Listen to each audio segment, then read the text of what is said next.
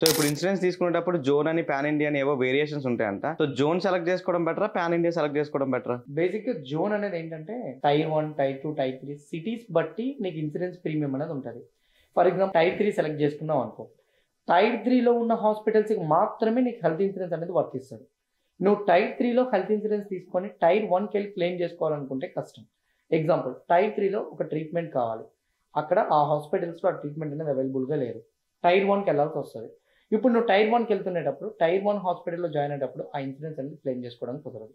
అందుకే జోన్స్ most of the people ignore చేస్తారనమాట. ఈవెన్ నేను చాలామంది అడిగినప్పుడు జోన్స్ వద్దనే చెప్పాను. అండ్ ఈ జోన్ బదులు పాన్ ఇండియా తీసుకోవడం బెటర్. పాన్ ఇండియా అనేది ప్రెజెంట్ రైట్ నో IRDA ఒక రూల్ పెట్టింది. ఏంటంటే రీసెంట్గా వచ్చింది, ఒక 6 months అవుతుంది ఆ రూల్ వచ్చి. ఈ రూల్ వచ్చేది ఏంటంటే, ఇంతకు ముందు ఎలా ఉండేదంటే క్యాష్లెస్ హాస్పిటల్ సెపరేట్గా, క్లెయిమ్ హాస్పిటల్ సెపరేట్గా ఉండేవన్నమాట.